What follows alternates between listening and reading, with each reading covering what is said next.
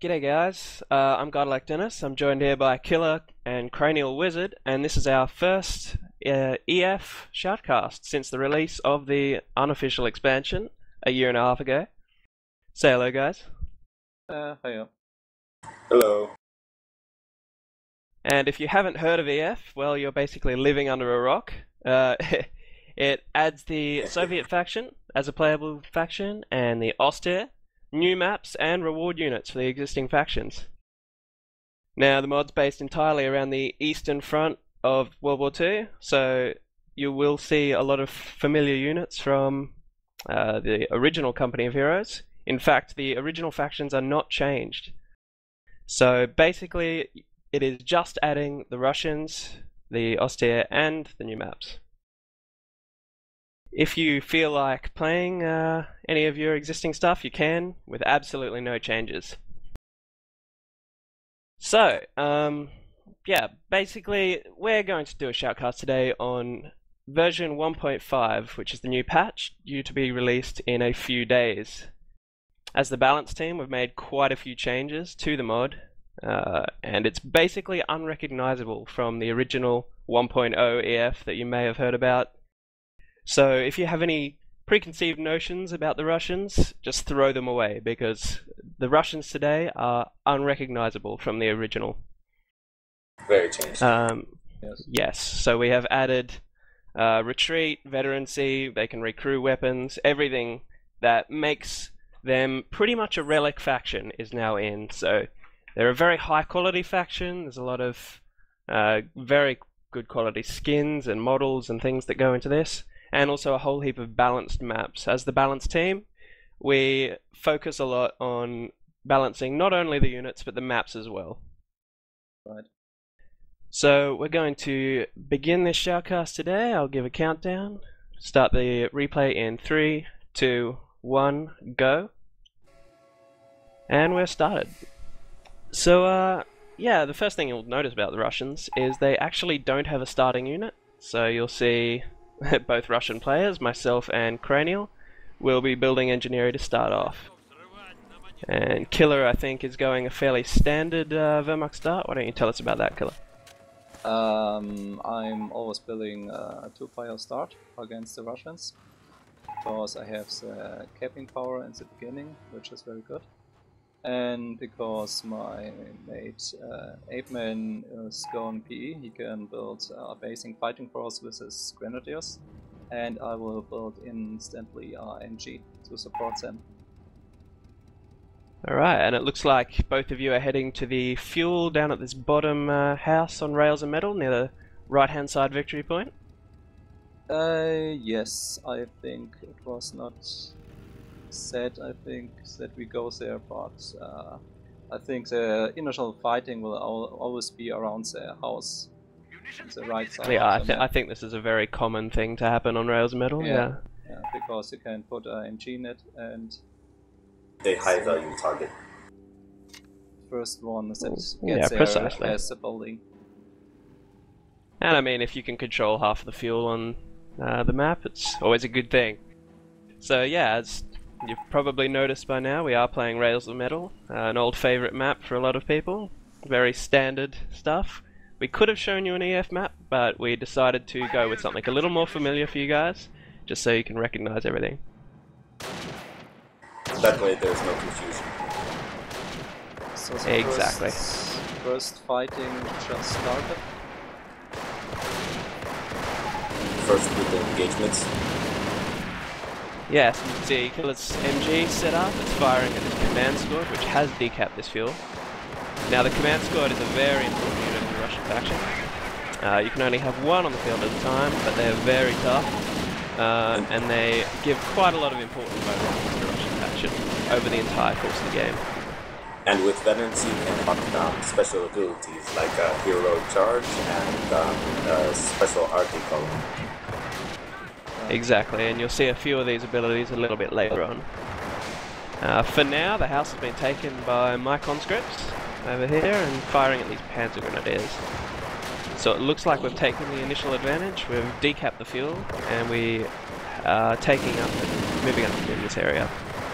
And A good flank on this MG is forced it away, and now we have complete control of the area. Yeah, that was a change in the beginning because you have the upper hand now and can have all the points near our base. It will drop us back a lot. Yes, and you'll see that the Soviets actually play a lot like the United States. They have a lot of infantry, very fast moving, dynamic, a lot of flanking. But a little bit lower quality to begin with. You'll see these conscripts, which are the basic infantry squad for the Soviet faction. Actually, they're 8 men, but they are very, very weak. And between them, they already have 4 guns. But you can upgrade the guns with Doctrine to get the full rifles. You can, yes. You'll see this from Cranial a little bit later on, once he gets the doctrinal unlock. So he'll be able to have quite a large infantry force later on. A key thing with the Soviets is that they support a pretty flexible strategy. All base buildings can be built at any time, and doctrines offer a lot of different strategies. And speaking of base buildings, we have a look at my base. I've actually thrown up a support barracks, which is the T2 for the Soviet Union, and I'm also building an armory, which will allow me to get all of the global upgrades that the Soviets use. And the Soviets use global upgrades to get better weapons, better equipment for the soldiers, and like renewables and upgrade for the units to get a better machine gun in the beginning. Yeah, and you can also get things to upgrade both your tanks and your infantry. Right. So it's a very important building in Soviet strategy. Everyone should build one. The unique thing about these upgrades is actually they use munitions and fuel instead of the normal manpower and fuel which we're accustomed to with, say, bars or veterancy on the Wehrmacht. So it's a very unique thing for the Russians to balance out that munitions usage. These G43s are just eating the conscripts. They are no match at the beginning of the early stage of the game. They are even in bloodbath. close range.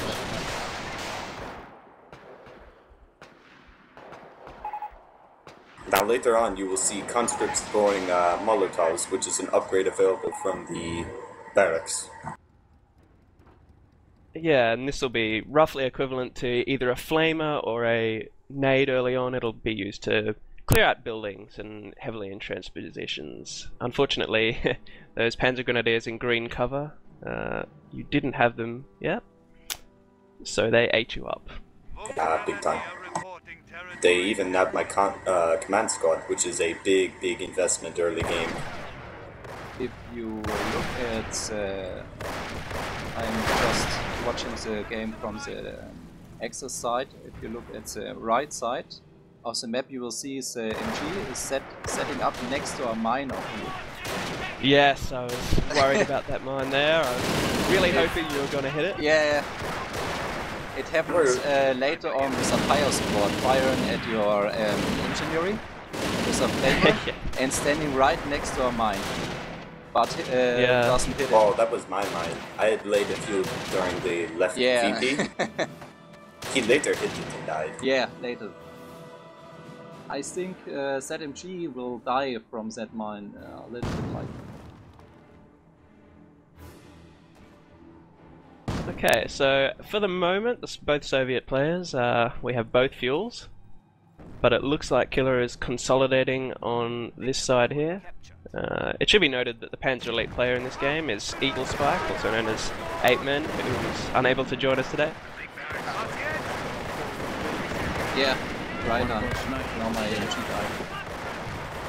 We live in very different time zones, the balanced team, so sometimes it is difficult for us to be together. Yeah. But it is nice to have a 2v2 similar to this. Conscripts moving up to take the house. So You can see, yeah, conscripts on my side of the field have actually pushed Killer off. Killed an MG, unfortunately for him, and I've taken the house again. back over on Ape's side. There was some initial success, but now the G43s again are just ripping through the conscripts. Even they're just no match, even with Molotovs, which I think is what the conscripts are trying to do, but it didn't work. Yeah, you'll see here they throw a Molotov, but it's just not effective enough to turn the tide. How do you, would you compare the conscripts with American rifles? Oh, I wouldn't even compare them with that, to be honest. No. However, the conscripts are much, much cheaper. Yeah. They are, yeah. They're very, very cheap. And they actually get cheaper as the game goes on, so they will not become a liability later on. You can use them all game to still have a pretty impressive blob. They reduce in reinforced costs later, so as you tech up. You can see here now I'm moving across to support Cranial on his side, try and push out these Panzer Grenadiers. But this half track I currently haven't teched to a counter to it, so it's going to be a little bit of a pain. You can see right here, some Strelki are trying to engage it. Strelki are actually the tier 2 infantry for the Soviets, very similar to Wehrmacht Grens, but they're much weaker in health, but they have much better guns. So a bit of a trade-off there. Well, Dennis is not teched to any type of AT. If we take a quick look at my base, I've built my tank hull and teched up to light tank. Yeah, you'll see Cranial's actually gone for a very similar type strat to the M8 Rush of the United States. He's going for a light vehicle. The T-70. Yeah, so hopefully we can use this shock unit to push them around for the early game, since we've had both fuels, so we can get this quite early. It's actually much stronger than an M8, but it is more expensive. It's a bit more like Wehrmacht Tier 3. When you look at the map, you will see a sniper of Balladenas. It's a new sniper. It's a 1.5 patch.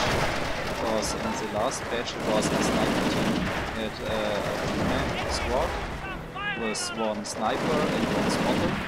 And in the current patch, 1.5 is changed to only one sniper and spotter separated. So we will get like a US or Wehrmacht sniper. Yeah, precisely right. I mean, before a lot of people complain about, counter sniping is very, very difficult with a two-man team, obviously. So we've fixed that issue by making it two separate upgrades, one for the two-man spotter team and one for the single sniper. Right. First tank is in the field from the Soviets. What is it? Yeah, you can see this is probably going to come up and harass these Panzer Grenadiers. Right. Which are yet again dominating some infantry. And a good addition to the Soviet army is the Stern movie upgrade, and also the Red Banner Strelki, which got like Banner's house. Yeah, these are some of the upgrades that we were talking about earlier, available from the armory. So you can see Cranial's unlocked Sturmovie Engineering, very powerful assault infantry. That they're very similar to sort of MP44 troops, something along those lines. You'll use them to charge down the enemy. They can I've also gone those for satchel charges. They can, yeah. So they're useful for clearing bunkers and all sorts of entrenched positions like that. Ooh, later on, by the you'll yeah, you'll see that was a very unfortunate mine there for Cranial, and the pack clears him out easy. On my side, I've actually gone for Red Banner Strelki as an upgrade, and that's a bit more similar to bars, so I can upgrade all of my Strelki squads to DP-28s or PPSH submachine guns. You have to watch when she is firing, it defends the place against 3 squads. With mortar support first. Pinning down the units and firing with mortars. Yeah, I made a small mistake there. I actually had a sniper fail